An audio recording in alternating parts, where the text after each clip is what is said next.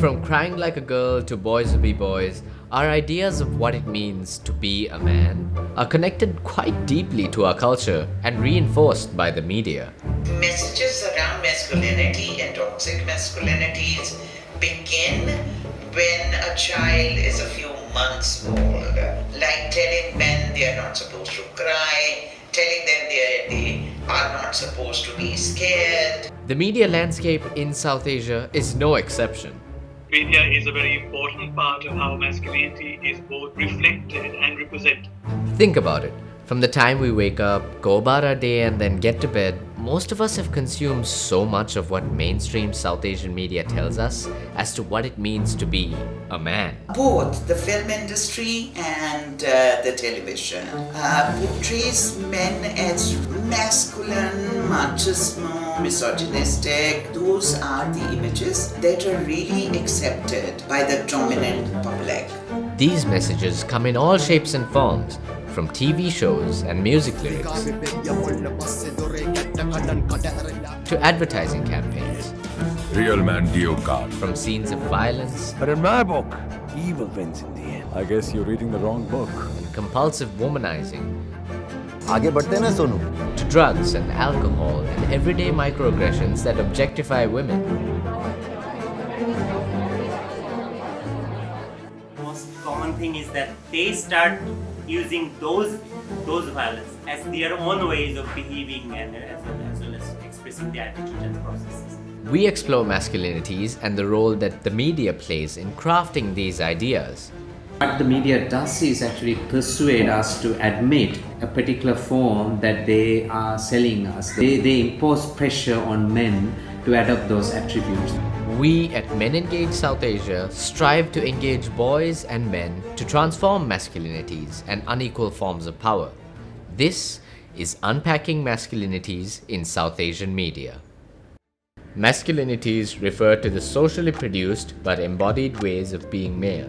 They are seen and upheld through manners of speech, behavior, gestures, social interaction, a division of tasks considered proper to men and women, and an overall narrative that positions it as superior to its perceived antithesis, femininity. We sat down with experts from South Asia to explore the role played by the media in shaping our understanding of what it means to be a man. The things we see, hear, and read across all kinds of media have a big impact on how we see and think about what it means to be a man. Certain stereotypes seem to come up a lot, and men get portrayed as womanizers who lust after every woman they see. They act tough and suppress emotions, and of course, reject anything he considers even remotely feminine. Sound familiar? That's because these portrayals are quite common in South Asian media. Media shapes every facet of our lives, more often than not in ways we don't realize. The MenEngage Alliance believes that masculinities refers to the particular patterns of attitudes and behavior that are associated with ideas about how boys and men should behave and their position within gender relations. The most common features of masculinity is the equation of manhood with dominance, toughness, and risk-taking. Well, there are different sites where we learn masculinity. There's a family, of course. There's a school. There are universities. There are groups and associations. So men often belong to all men groups and associations. Religious contexts are sites of learning. Church, temples, synagogues, whatever have you.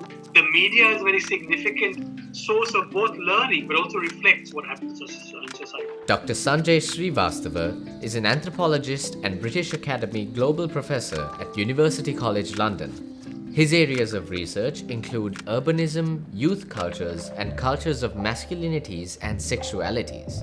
Masculinity is that social process of learning an identity, of learning how to be what I guess you could say a real man, as distinct from what people might refer to as a weak man. Do you think the media plays a role in how we understand masculinities? The media not only produces or represents the ideas of men being superior to women, but also how to think of certain kinds of men as better than other kinds of men. The wider solution lies in education. It lies in questioning the way the media represents ideas of manhood. It also lies in questioning ideas of power, the manner in which men might construct the world. Negative behavior sometimes comes across in very obvious ways, but most often it's subtle gestures and character attributes that show this.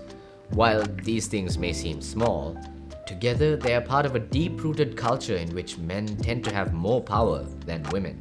In reality, we know that it's not an easy feat to completely disconnect ourselves from the influence of most messages conveyed through the media. They are a strong part of how certain forms of maleness are normalized and upheld, and it's especially a strong message in South Asian media. This small emotional violence, this ambience of emotional violence can leave really adverse and long-term effects. Imtiaz Pavel Neel is a gender and social change activist and filmmaker who restlessly engages themselves into the search for the most effective means of social change. For the male children who have sort of like a little bit of girlish or non-conforming behaviors, then they face a lot of bullies, they face a lot of humiliations and abuses. There would be effeminate men as well, and they are kind of looked down upon. We see how some people try to challenge dominant and rigid ideas of masculinity in society, but doing so means taking a big personal risk for people who want to express themselves freely, especially if it goes against the norm. The South Asian media landscape has a long history of promoting certain types of masculinities at the expense of others. Portrayals that represent non-heterosexual men and transgender identities in South Asian media are often portrayed as funny or villainous. The implications of this double standard are often more harmful than we realize. They are portrayed in a certain manner. Their dress is different. They wring their hands, they talk softly. I don't buy into the concept of promoting the idea of real man, because toxic and violent masculinities are a problem. But when we are saying that masculinities can be good too, that is problematic to me. From the day kind of we are born, we are told that as a man, this is kind of the role that you're required to play in society. And I think they impact us in different ways and often in harmful ways, and often leaves a lot of us scarred in some ways. We spoke to Senel Wanniarachchi, who has a master's degree in human rights from the London School of Economics and Political Science and is currently working on his PhD. Senel co-authored a book titled Montage of Sexuality in Sri Lanka, which was published by the United Nations. So these ideas have constantly changed over time, and I think we need to understand that they also change from place to place as well. Whatever is the mainstream norm in society at the time, if someone kind of steps out of that, then often people get bullied, people get harassed. They differ from culture to culture. So in some cultures, masculinities are defined through, for example, let's take a random example, the idea of being able to drink large amounts of alcohol in the Australian context might be seen as a sign of masculinity. In the South Asian context, it may not be seen as a sign of masculinity. Right? They feel insecure when anything transformative is shown, because they feel that would, challenge the status quo within their household. They don't feel comfortable in handling that situation. Social media has revolutionized the way we communicate, interact, and stay informed. But lately, it's becoming clear that in the wrong hands, it can be used as a weapon to inflict harm on individuals and communities. In this context then, when does social media become a problem? For instance, there is also so much nationalism and racism on social media as well, right? And I think this is also linked to masculinity. So on the one hand, it is violent and it is kind of harmful, but also on the other hand, of course, maybe limited spaces. It's also given people a space to challenge and contest these harmful understandings of masculinity. Yeah, that's very true. Social media is a great place for learning, but we need to be careful of the sources we learn from. Social media is a great place for us to learn about these things. It's a good place for us to also meet other people who are like-minded, form communities, and sometimes even organize yourselves around these things. Media landscapes have changed quite a bit, but have the messages they carry changed? If you go on Netflix now and look for queer-themed movies and so on of men portraying masculinity in ways that are not traditional and so on. Of course, there is so much content out there. But if you look at maybe some of the more kind of most mainstream Sri Lankan television, newspapers, and gossip websites, these gossip websites which are extremely popular, actually the kind of masculinity and femininity that they're portraying are extremely harmful.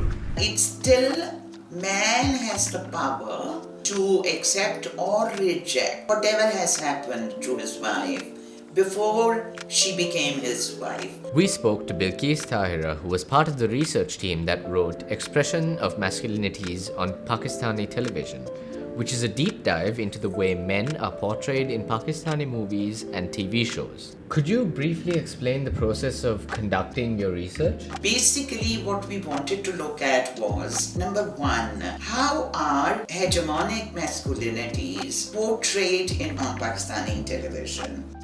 Number two, what we wanted to see was how are kinship norms and values portrayed. And the third one was how do young people perceive the messages and how do they want to act it out in their own lives. Just give one example. One young relative of mine, male, fell in love with a young girl. The girl said no, she's not interested. Her family was not interested. But he kept stalking her. Later when I asked him why he was doing it, why he was stalking her, he said, but that's what happens in films and in TV drama. The girl initially says no, but if you keep pursuing her, if you keep convincing her, she would eventually come round. This is just one example of how we consume these messages from the media and how that influences our actions and choices. From a South Asian perspective, we have a lot to change in terms of how masculinities are understood, portrayed, and embraced by the media. That idea of real man is something that we made up. From time to time we change it. It is heavily influenced by everything around us. We spoke to acclaimed filmmaker Dr. Visakesa Chandrasekaram, a Sri Lankan writer and film director, a practicing human rights lawyer, community legal educator, and diversity practitioner. Frangipani, his first breakthrough film, won several awards, most notably the award for Best Foreign Film Director at the 2015 Rio LGBT Film Festival. It was the first Sri Lankan film to successfully present a gay protagonist seeking public support to overcome persecution in Sri Lanka. There are certain attributes that are being constructed around masculinity and the real man, and those attributes are about caring, the family, taking the protector's role, taking up a lot of burdens, but don't complain about that or worry about that. While the transition has been slow, the industry is now changing, with new stories coming into the spotlight featuring main characters of diverse backgrounds and traits.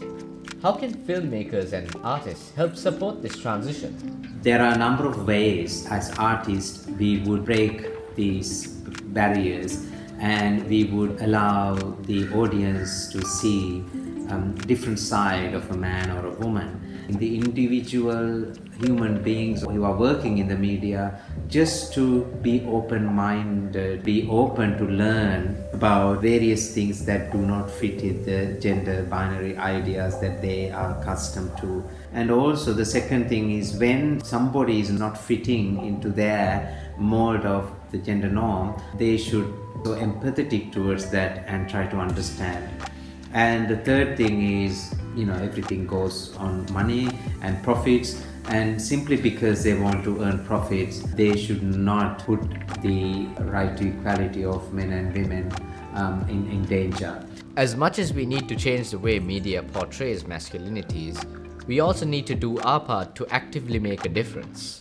All of us have that responsibility to challenge. We shouldn't limit ourselves based on these unfair expectations. And the media is very significant. It is perhaps the most significant manner in which young people interact with their world. And perhaps, even more than reading books. We watch more movies, we watch more television, The social media is something that we interact with a great deal. So the media is an extraordinarily significant site for the reflection and representation of masculine identities. How can gender transformative work with men and boys help us develop a better understanding of the technological contexts in which they operate? You're out in society and you're expected to kind of fulfill certain roles. Challenging them is actually super intimidating. For instance, if a friend makes that sexist joke, to actually stop him there and be like, that's not cool. Like, we shouldn't say that. It's actually hugely awkward and intimidating in a moment where you're just hanging out with people. And that's how it is kind of in family, in work, and so on. But I think all of us have that responsibility to challenge. If not, kind of what's the point of talking about these things? Through our exploration, we found that across South Asia, both consumers and creators of the media have a stake in challenging patriarchal portrayals of masculinities in the media. Some of them are already making headway by questioning the status quo and making spaces for transformative masculinities and gender and sexual diversity in the media. ඇයි දෙයියෝ මවනකොට කියලාද මැව්වේ ගෑනු තමයි දෙයා දන්න ඕනේ කියලා. අපි තමයි ශක්තිමත් අපි තමයි හයිය. එම කීකේ වැළලෙන හදන උඹලට ලැජ්ජ නැද්ද බං මේ ගෑනුන්ට කියලා උයවගෙන කන්න? We learn and we are constantly learning, and then if we are learning, then it is also possible to unlearn, questioning structures in society, questioning, say in South Asia, who is sent to school, what kind of school was allowed to do what kinds of jobs, and all those are much broader issues than just relating to group activity. The wider issues, of course, how to think about the structures through which masculinities are produced and reproduced. But a few men aren't enough. We need to work collectively to understand when the media is portraying a negative narrative and then challenge them in ways big and small. As creators, we choose to tell the stories we produce, and those stories leave a powerful and lasting impact on those listening, watching, and reading. As those at the receiving end of the media, we have some control over what we consume. That means we can actively choose stories that help us question our own biases about what masculinities should or should not be. But who holds the most control when it comes to influencing media culture? It's the large media corporations and film producers whose collective power can be harnessed to transform masculinities in South Asian media. Having conversations that indirectly drive creators to produce relevant content allows men and boys to reflect on their own power. This, in turn, will positively influence their own circles to do the same and would lead to a more transformative process.